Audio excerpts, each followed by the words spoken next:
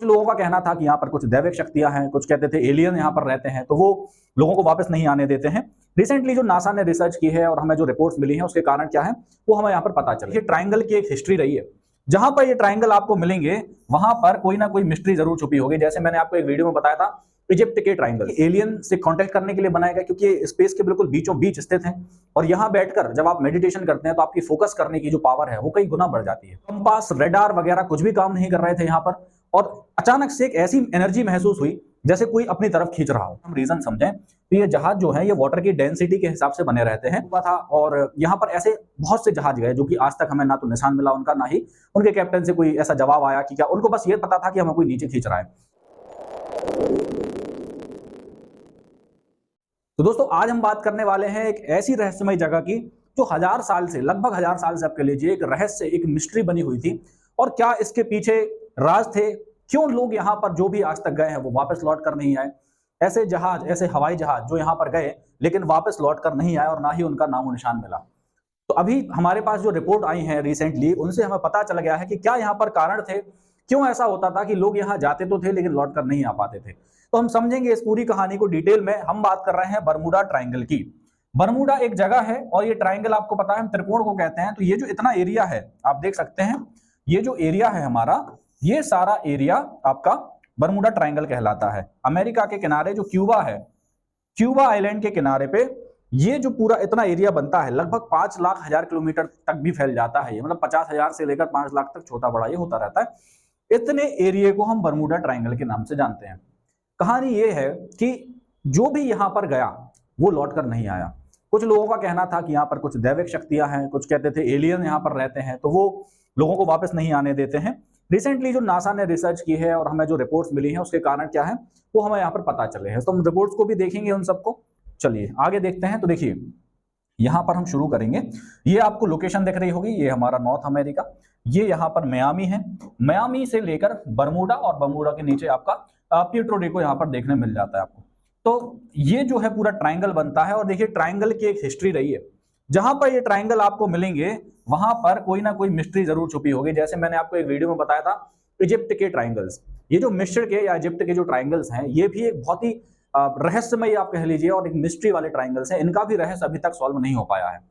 यहां पर भी कुछ लोग कहते थे कि क्यों बनाए गए, तो कुछ लोग कहते थे कि एलियन से कांटेक्ट करने के लिए बनाया गया, क्योंकि ये स्पेस के बिल्कुल बीचों बीच स्थित है और यहाँ बैठकर जब आप मेडिटेशन करते हैं तो आपकी फोकस करने की जो पावर है वो कई गुना बढ़ जाती है। तो कुछ लोगों का ये कहना था। और कुछ लोग तो कहते ये थे कि यहाँ पर ये जो बनाए गए हैं ना, इतने बड़े बड़े पत्थर लाके रखे गए हैं, ये बनाए ही एलियंस के द्वारा गए हैं, एंशिएंट एलियंस, उनके द्वारा ये बनाए गए हैं, क्योंकि इंसानों के लिए पॉसिबल नहीं था इतने बड़े पत्थर उठा के यहाँ पर रखना। तो ये जहां भी आपको ये ट्राइंगल मिलते हैं वहां कहीं ना कहीं कोई रहस्य जुड़ ही जाता है। अब देखिए यहां पर हम बात करते हैं 9 जुलाई 1945 से जब शुरुआत हुई। देखिए शुरुआत इसके पहले वास्को डी गामा का भी आपको बताएंगे, और जब कोलंबस और वास्को डी गामा निकले थे जब खोज करने के लिए ओशियन में, समंदर में, वो सारी बात करेंगे। बट हम पहले ये समझ लेते हैं 9 जुलाई 1945 का समय था। एक जहाज निकला अमेरिका से और वो जहाज अचानक से जैसे ही बरमूडा ट्राइंगल के ऊपर उड़ा, उसको कंपास, रेडार वगैरह कुछ भी काम नहीं कर रहे थे यहाँ पर, और अचानक से एक ऐसी एनर्जी महसूस हुई जैसे कोई अपनी तरफ खींच रहा हो। अब ये जो एनर्जी थी ये क्या थी, कैसे थी, ये सारे आपके रेडार वगैरह कुछ भी काम नहीं कर रहे थे उस टाइम पे। तो पायलट जो वहां पर था उससे भी कांटेक्ट टूट गया। उन्होंने बताया कि मुझे कुछ दिखाई नहीं दे रहा है सामने, हमारे कंपास रेडार कुछ काम नहीं कर रहे हैं। ये सारी बात होने के बाद वहां से कांटेक्ट हमारा टूट गया। अब उसके बाद ना तो ये प्लेन मिला और ना ही पायलट का कुछ पता चला कि कहाँ प्लेन गया, कुछ भी पता नहीं चला हमें। उसके बाद एक टीम भेजी गई इस प्लेन को खोजने के लिए, उसको सर्च करने के लिए एक टीम भेजी गई, बट ये टीम भी वापस लौटकर नहीं आई। इसके बाद क्रिस्टोफर कोलंबस की हम बात कर लेते हैं। तो आपको पता होगा 1498 के आसपास क्रिस्टोफर कोलंबस और वास्को डी गामा ये दोनों सर्च करने के लिए निकले। ये ओशियन के रास्ते खोज रहे थे, एक को अमेरिका जाना था, एक को इंडिया जाना था। अब वो कोइंसिडेंस रहा कि जिसको अमेरिका जाना था वो इंडिया पहुंच गया, और जो क्रिस्टोफर कोलंबस थे उन्होंने अमेरिका की खोज की थी। ये जब यहां से गुजर रहे थे तो इनने भी देखा, इनने अपनी किताब में लिखा है ये कि जब मैं यहां से गुजर रहा था तो मुझे कुछ लाल कलर का दिखाई दिया जो कि स्पेस से आ रहा था। उस टाइम पे ना तो कॉमेट्स वगैरह या एस्ट्रॉइड्स वगैरह गिरते थे और ना ही कोई एयरप्लेन चलते थे। तो ये एक ही ऑप्शन हो सकता था उस समय में कि एलियन हो सकते हैं, पॉसिबिलिटी यही बनती थी। तो इन्होंने वही अपने किताब में जिक्र किया है इस चीज का कि मैं जब यहां से जा रहा था तो मुझे ये सारी चीजें देखने को मिली। अब जब हम आगे बढ़ते हैं तो हम देखते हैं कि अमेरिका ने ये सब होने के बाद भी यहाँ पर कोई स्ट्रिक्ट ना तो एक्शन लिया और ना ही ये दिखाने की कोशिश की कि वहां ना जाया जाए या उस एरिया को रेस्ट्रिक्ट कर दिया जाए। क्यों? क्योंकि एक देश की रेपुटेशन का सवाल होता है और अमेरिका सुपर पावर माना जाता था। इसी के चलते ये रास्ता बंद नहीं किया गया और इसी के साथ एक के बाद एक यहाँ पर सारे प्लेन्स जाते गए और हमें अभी तक किसी का नामो निशान नहीं मिला। और सिर्फ हवाई जहाज ही नहीं, यहाँ पर बड़े बड़े पानी के जहाज भी गए और उनका भी पता नहीं चल पाया कि वो आखिर गए कहां। तो रिसेंटली जो रीजन हमारे सामने आया है, अब देखिए जहाज वाले जो भी जाते थे, कैप्टन वगैरह रहते थे, उनका ये कहना होता था कि पता नहीं चलता, जैसे ही हम बरमूडा में एंटर करते हैं ऐसा लगता है कोई हमें पानी के अंदर खींच रहा है। तो काफी समय तक ये मिस्ट्री बनी रही कि एक पानी के अंदर कोई राक्षस है जो कि इनको खींच रहा है। फिर बाद में पता चला कि प्लेन भी नहीं जा पा रहे हैं तो प्लेन को भी कोई खींच रहा है। तो बहुत समय से ये मिस्ट्री बनी रही। अब देखिए यहाँ पर होता क्या था एक्चुअल में, अगर हम रीजन समझें तो ये जहाज जो है ये वाटर की डेंसिटी के हिसाब से बने रहते हैं। अब होता क्या है कि यहाँ पर जो नॉर्थ अटलांटिक हमें ओशन देखने मिलता है, नॉर्थ अटलांटिक महासागर, यहाँ पर नीचे वॉल्केनो वगैरह भी है, ज्वालामुखी भी देखने मिल जाते हैं, जिसकी वजह से क्या होता है कि बरमूडा के ऊपर का जो पानी है उसकी डेंसिटी बहुत ज्यादा कम हो जाती है। और डेंसिटी कम हो जाती है तो जहाज अपने आप उसमें धंसने लग जाता है। तो ये जहाज चलते चलते अचानक से उस पानी में धंसने लग जाता था जैसे ही ये बरमूडा के अंदर एंटर करते थे। ये चीज लोगों को समझ नहीं आ रही थी। बाद में जब रिसर्च की गई तो हमें पता चला कि इसका ये भी कारण है, क्योंकि जहाज में सब कुछ ठीक था और बड़े बड़े जहाज जैसे कि टाइटैनिक, हालांकि टाइटैनिक तो सरगासो की वजह से जो है डूबा था। सरगासो क्या होता है उस पर मैं आपको एक सेपरेट वीडियो करके दे दूंगा।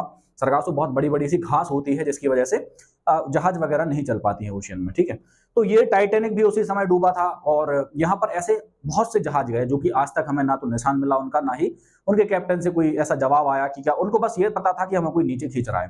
तो इसका रीजन क्या निकल कर आया कि ओशियन जो है ये इसकी डेंसिटी काफी कम हो जाती है जिसकी वजह से जहाज जो है नीचे नीचे धंसने लग जाता है। ठीक है, अब ये तो हम समझ गए। इसके बाद हम बात करते हैं कि हवाई जहाज आखिर क्यों वहां पर जाकर काम नहीं करते थे, जो एरोप्लेन है उनके क्यों सिस्टम खराब हो जाते थे। तो देखिए रीजन निकलकर सामने आया जो कि था हेक्सागोनल क्लाउड्स। ये जो क्लाउड्स हैं ये इस आकार के होते हैं और पहली बार इसको पृथ्वी पे नहीं बल्कि सैटर्न यानी कि शनि ग्रह पर देखा गया था। इन क्लाउड्स के अंदर बहुत तेज तूफान आते हैं, बहुत ही ज्यादा आप कह सकते हैं वेदर एक्टिविटीज होती हैं और वेदर एक्टिविटीज के कारण इसके अंदर बहुत तेजी से हवाएं चलती हैं। जैसे ही प्लेन इस क्लाउड के अंदर एंटर करता है उसकी या तो स्पीड बहुत बढ़ जाती है। अब देखिए हवा के अगर वो पैरेलल जा रहा है तो उसकी स्पीड बहुत तेजी से बढ़ जाती है और अगर वो हवा के अपोजिट डायरेक्शन में जा रहा है तो वो टूट जाता था और उसको बिखर जाता था टूट के, इतनी तेज हवाएं होती हैं यहाँ पर। तो इन हवाओं के कारण क्या होता था कि ये प्लेन हमें देखने ही नहीं मिल पाता था, उसके रडार कंपास सब कुछ फेल हो जाते थे और हमें मिलता ही नहीं था कि प्लेन आखिर गया कहां। एक पायलट इसमें से बचकर आया था और उसने बताया कि मेरे प्लेन की स्पीड 4000 किलोमीटर पर आवर के आसपास पहुंच गई थी, मतलब एक फाइटर जेट से भी तेज वो कमर्शियल प्लेन जो है उसकी स्पीड पहुंच गई थी। क्यों? क्योंकि वो उस पैरेलल डायरेक्शन में फंस गया होगा और फिर निकल भी गया, वो निकलकर वापस भी आ गया। तो ऐसे एक जब इंसान निकल कर आया तो हमें पता चला कि यहाँ पर बहुत तेज हवाएं चलती है अंदर और उस पर जब रिसर्च की गई तो पता चला कि ये जो बादल हैं इसकी वजह से ही सारी चीजें वहां पर हो रही थी। तो हमने समझा कि पानी के जहाज वहां पर क्यों फंस जाते थे और उसी के साथ हमने ये भी समझा कि यहाँ पर जो एरोप्लेन थे या जो हवाई जहाज थे वो क्यों यहाँ पर फंस जाते थे या फिर उनका निशान हमें नहीं मिल पाया। ठीक है, तो दो चीजें ये हो गई। उसके बाद देखिए यहाँ पर इसको कोइंसिडेंस कह लीजिए या फिर आप कुछ भी कह लीजिए, ये ट्राइंगल आपको पृथ्वी पे एक ही लैटिट्यूड पर देखने मिल जाते हैं। एक इंडिया के पास बनता है ट्राइंगल और सेम एक जापान के पास बनता है। तो लगभग आप मिलाएंगे तो ये एक ही लैटिट्यूड पर देखने को मिल जाते हैं सारे। ठीक है, लगभग एक ही लैटिट्यूड पर मिलते हैं।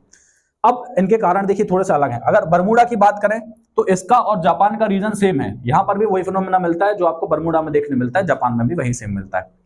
बट जब हम इंडिया की बात करते हैं तो देखिए सेकेंड वर्ल्ड वॉर के दौरान क्या हुआ, जब अमेरिका के प्लेन यहाँ से जो उड़ान भरते थे उड़ीसा के कोस्ट से हमारे, तो वहां पर बहुत अपने आप आपस में टकरा जाते थे, कहीं उनके रडार कंपास सब फेल हो जाते थे और आपस में आकर टकरा जाते थे। फिर इसका रीजन पता लगाने की कोशिश की, यहाँ पर बहुत सारे हवाई जहाज टकराए हैं, कम से कम 200-300 और ज्यादा भी हो सकते हैं, तो ऑफिशियल डाटा है 200-300 जहाज यहाँ पर टकराकर क्रैश हो गए, लोग मर गए थे वर्ल्ड वॉर के टाइम पे, क्योंकि मिलिट्री की न्यूज थी इसलिए ज्यादा चर्चों में नहीं आ पाई थी। तो यहाँ पर जब रीजन पता लगाने की कोशिश की गई तो रीजन निकल कर क्या आया सामने कि जो हमारा झारखंड है, झारखंड में जादूगोड़ा जो यूरेनियम की माइन है, तो यूरेनियम जो है एक रेडियो एक्टिव एलिमेंट है, तो इसकी वजह से जो हमारे इलेक्ट्रॉनिक्स होते थे वो सारे काम करना बंद कर देते थे, इसकी वजह से वो लोग आपस में टकरा जाते थे। तो ये यहाँ पर रीजन निकल कर आया था। तो ये जो ट्राइंगल्स है ये इसी लैटिट्यूड पर बनते हैं, इत्तेफाक आप देख सकते हैं। तो आई होप आपको बरमूडा का यहाँ पर जो इतिहास है और जो भी मिस्ट्री थी वो आपको समझ आई होगी, एंड आई होप कि आपको ये वीडियो पसंद आया होगा। तो हमारे इस वीडियो को शेयर करें, हमारे चैनल की लिंक शेयर करें और लोगों को और ज़्यादा जोड़ें, क्योंकि हमारे चैनल का काम है लोगों को अवेयर करना, और हम ये हमेशा करते रहेंगे, चाहे करंट अफेयर्स की न्यूज़ हो, चाहे ऐसी आपको इंटरेस्टिंग या मिस्ट्री वाली न्यूज़ हो, हम सारी डिटेल्स और जानकारी आपके लिए लाते रहेंगे। धन्यवाद। जय हिंद।